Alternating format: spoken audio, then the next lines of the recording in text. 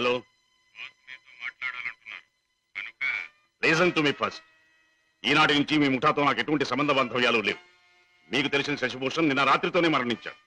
ఈ రోజు నుంచి కొత్త శశిభూషణ్ కొత్త జీవితం మొదలెడుతున్నాడు. బెదిరించినా భయపెట్టినా లాభం లేదు. నన్ను వదులుకోండి, నన్ను మర్చిపోండి. ఇవే నా పాత జీవితానికి ఆఖరి మాట. బాయ్.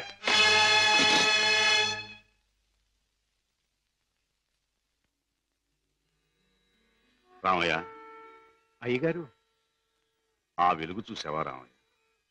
అది రోజు ఉదయించే సూర్యుడు వెలుగు కాదయ్య. నా చీకటి బతుకులో మొదటిసారిగా ఉదయించిన సూర్యుడు. ఆ వెలుగులో కొత్త అందాలతో నా కొత్త జీవితం ప్రారంభమవుతుంది. రామయ్య, నాకు సహాయం చేయాలి. ఏమిటి అయ్యగారు? నాకు ఈ రోజు నీ బట్టల జత ఒకటి కావాలి. అయ్యగారు, ఆశ్చర్యపోకు, నిజంగానే. ఆస్తి అంతస్తు ఏదీ ప్రదర్శించని అతి మామూలు దుస్తులు కావాలి. నా సంపాదనతో కొన్నది ఏదీ నా దగ్గర ఉండకూడదని నా కొడుకు చెప్పాడు. అందుకే నీ దుస్తులు నాకు అవి ధరించి అతి సామాన్యమైన మనిషిగా నా కొడుకు దగ్గర పెడతాను. అలాగే అయ్యగారు.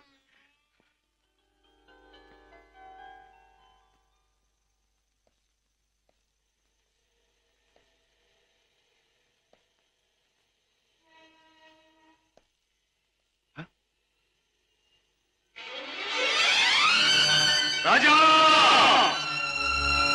డాడీ, నా కోసం వస్తున్నారా?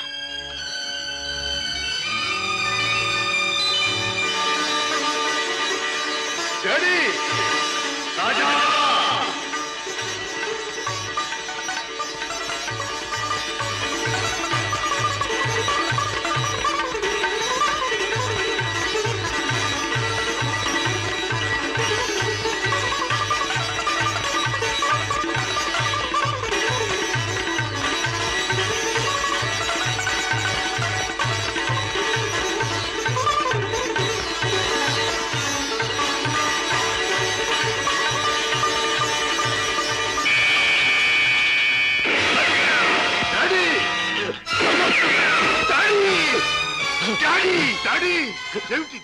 ఘోరం!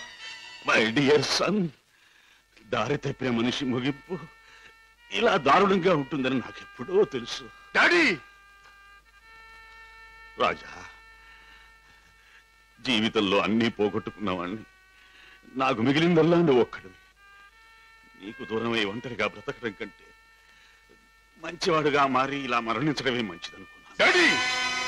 ఎవరు ఎవరు మిమ్మల్ని దెబ్బతీసింది? ఎవరు?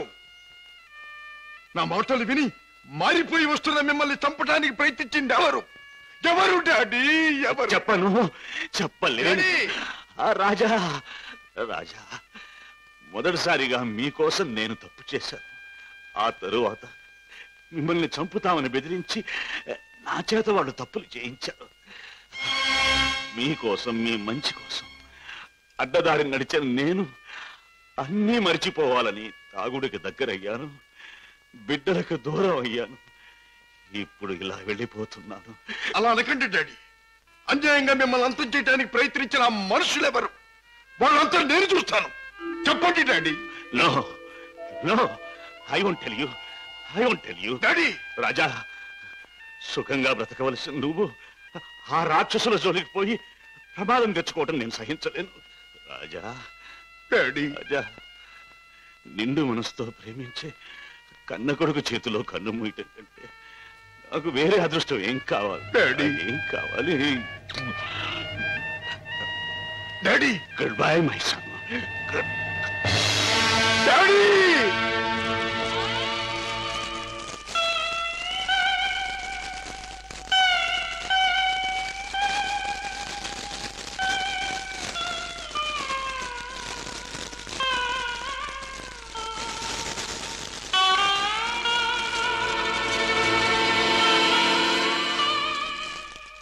డాడీ, మీ చావుకు కారకులు ఎవరో మీరు చెప్పకపోవచ్చు, కానీ నేను తెలుసుకుంటాను. కన్న కొడుకుగా నా తండ్రిని తప్పిన వాళ్ళ అంతం చూడటం నా కర్తవ్యం. ఆ నా కర్తవ్యం నెరవేరుస్తానని మీ చిట్టి మీద ప్రమాణం చేస్తున్నాను. మిస్టర్ రాజా, మీ నాన్నగారి వీలునామాలో స్థిర చిరాస్తులన్నీ అనాథ శరణాలయాలకి, వికలాంగుల శరణాలయాలకి అందజేయాలని రాశారు. నాకు రాసిన లెటర్లో కూడా కావాలనే తాను ఇలా చేస్తున్నానని, దీనివల్ల తనకు ఆత్మశాంతి, తన బిడ్డలకు మనశ్శాంతి కలుగుతుందని కూడా రాశారు. ఎంత పెద్ద మనసు అయ్యగారిది. లక్షలు సంపాదించి సొరశాపల్లా బలిసిన ఏ ఒక్కనాకుడికి రూపాయి దానం చేయటానికి మనసు ఒప్పదు. నిజంగా అయ్యగారిది సముద్రం అంత విశాలమైన మనసు. మిస్టర్ రాజా, ఈ డాక్యుమెంట్స్ అవి కాపీ ఒకటి మీ దగ్గర ఉంచండి. నేను వెళ్ళొస్తా. అన్నయ్య, ఇంత మంచి మనసున్న డాడీని భగవంతుడు ఎందుకన్నయ్య మన్నించి దూరం చేశాడు? లేదమ్మా, భగవంతుడు కాదమ్మా, పగబట్టిన కిరాతకులెవరో మన డాడీని చంపారు. వాళ్ళంతా చూస్తాం. రాజాబాబు, పొన్నునాటి సముద్రం లాగా ఆవేశంతో పొంగబాక. చూడు, పెద్దయ్య గారు ఏటన్నారన్నా, ఆ పాపిస్నాయల జోలికి పోకుండా నీ మానవం నిన్ను ఉండమన్నారు కదా. ఆడి చెప్పినట్టు ఆడి జోలికి వెళ్లకుండా ఇళ్లలో గాజు పెట్టెల్లో పెంచే పెంపుడు చేపలాగా హాయిగా ఉండు. Nothing doing. ఎవరు నన్ను ఆపలేరు. నా గుండెలో మంటే చల్లార్చలేరు. ఆ నీచుల్ని అంతం చేయకపోతే ముందు ముందు కొన్ని కుటుంబాలు సర్వనాశనం కావచ్చు. చెడు నుండి మంచికి మారే అవకాశాలు కొంతమంది పోగొట్టుకోవచ్చు. వాళ్ళెవరో తెలుసుకోవడం ఎలాగ బాబు? ఈ రాత్రికే మా ఇంటికి వెళ్తాను. మా నాన్నగారికి అది పరిశీలిస్తే ఆ హంతకుల విషయం కొంతైనా నాకు తెలియవచ్చు.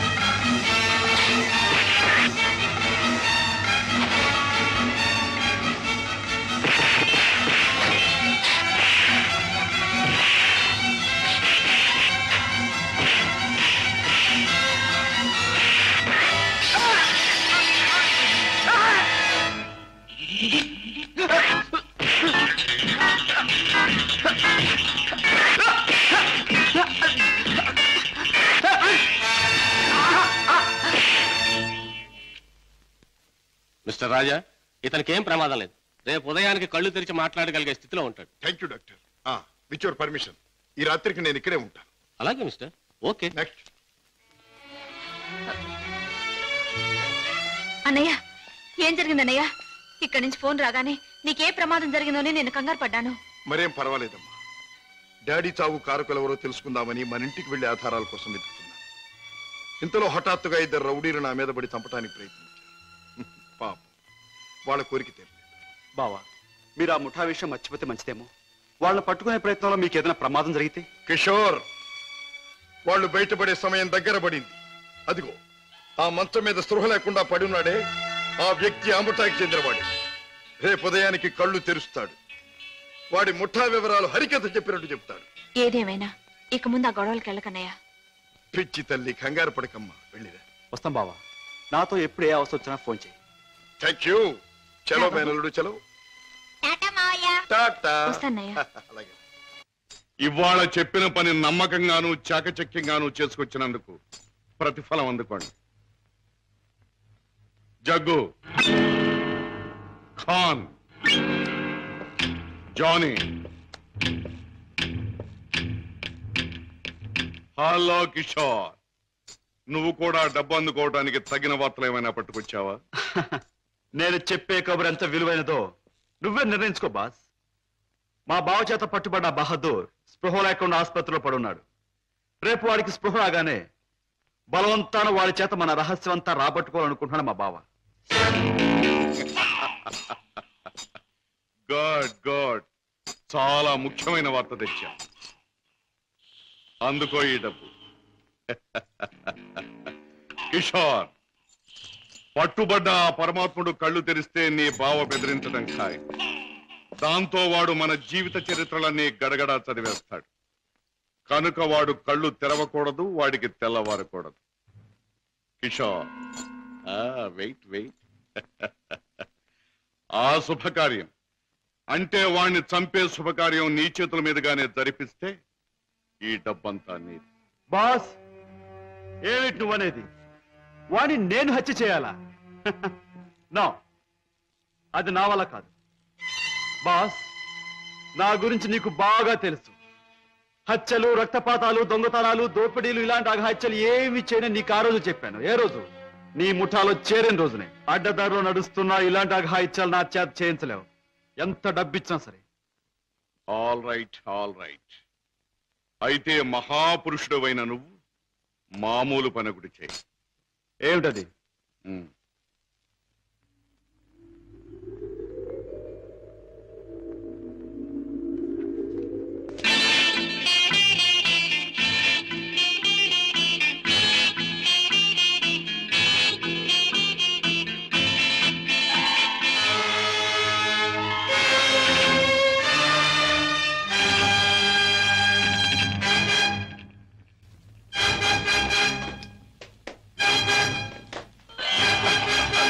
సారీ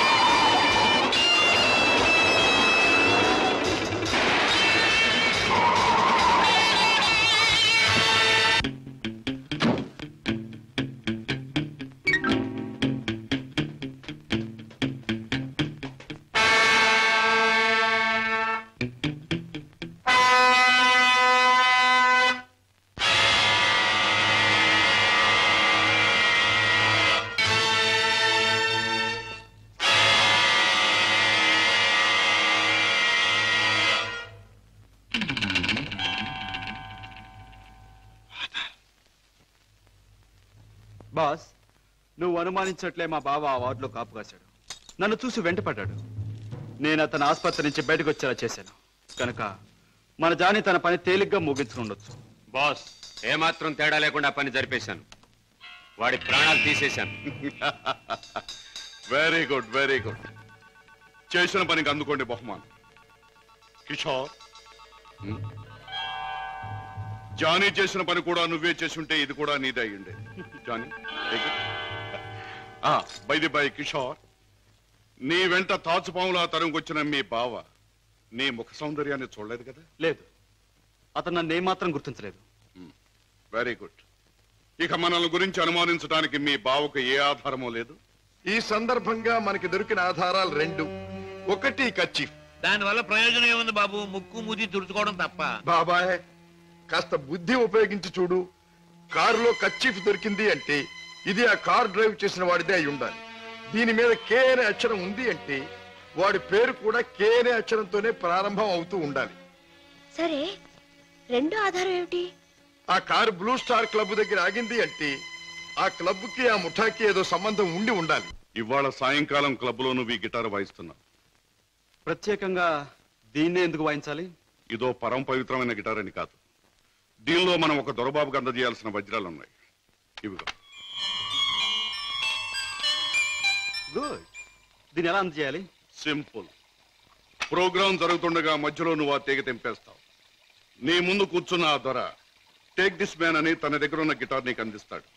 నువ్వు థ్యాంక్ యూ వెరీ మచ్ అని దీని వాడికి ఇస్తావు. ప్రోగ్రామ్ అయిపోయాక నువ్వు టాయిలెట్స్ లోకి వెళితే వాడు డబ్బు పెట్టి నీకు ఇస్తాడు. That's all. Okay? Ladies and gentlemen, మీలో ఎవరైనా సరే మా club top pop singer mister Kishore Kumar తో పాటలోను ఆటలోను పోటీ చేయవచ్చు. పోటీలో గెలిస్తే ఫ్రీగా మా క్లబ్ లైఫ్ మెంబర్షిప్ సంపాదించవచ్చు. ఎవరైనా పోటీ చేసేవారున్నారా?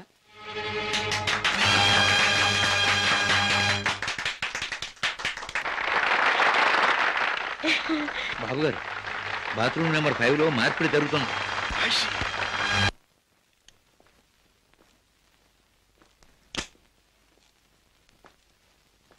వాట్ ఫ్రెండ్, డబ్బంతా కరెక్ట్ గా ఉందిగా? బిజినెస్ లో తేడా ఉంది. గిటార్ ద్వారా డైమండ్స్ అందచేయడం చాలా గొప్ప plan. Congratulations. See you again. Kishore!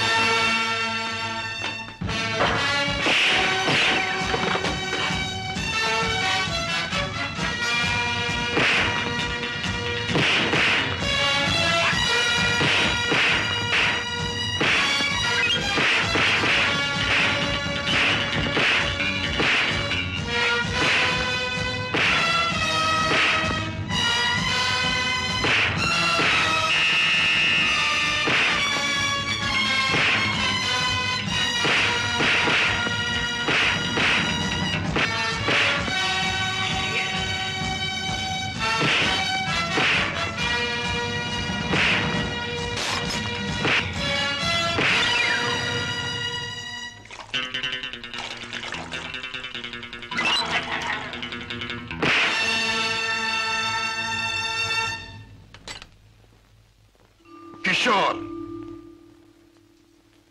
Padma ఇంట్లో ఉందా? లేదు. పద్మకి నువ్వు చేసే పని తెలుసా? తెలుసు, గిటార్ ప్లే చేస్తానని. తెలివిగా మాట్లాడు కిషోర్. నువ్వు ఇప్పుడు ఏం చేస్తున్నావో నాకు బాగా తెలుసు. నిన్న నేను నిన్ను తరిమినప్పుడు నువ్వు తప్పించుకునే ప్రయత్నంలో కారులో మరచిపోయిన కచ్చి చెమటలు పట్టాయి. తుడుచుకో. జీవితంలో నేను ఊహించనివి నమ్మలేనివి నాకు ఎదురవుతున్నాయి. ఉత్తముడని నమ్మిన మా డాడీ ఆనాడు నేరస్తుడని రుజువయ్యింది. మంచివాడివని నమ్మి నా చెల్లెల్నిచ్చి పెళ్లి చేసినందుకు నువ్వు నేరస్తుడవని ఈనాడు రుజువయ్యింది. కిషోర్, అగాధాలు అవరోధాలు ఉన్న ఈ దారిలో ఎందుకు అడుగు పెట్టావు? ఏమి సాధించాలని అడుగు పెట్టావు? నేను ఇలా మారడానికి, ఈ దారిలోకి రావడానికి కారకుడు మీ నాన్నగారు. షోర్. అవును, డబ్బులే నేను పద్మను ప్రేమించానని తెలిసి మీ నాన్న మా ఇంటికి వచ్చాడు. నా పేదరికాన్ని చూసి హేళన చేశాడు, అవమానించాడు. పెళ్లి జరిగాక వచ్చి ముష్టివాడికి ధర్మం ఇస్తున్నట్టుగా ఒక చెక్ బుక్ అందించి తన ఐశ్వర్యాన్ని, అహంకారాన్ని చూపించాడు. ఆ నిమిషాలను నిర్ణయించుకున్నాను, నా భార్య బిడ్డల్ని ఐశ్వర్యంలో ముంచెత్తాలి అని.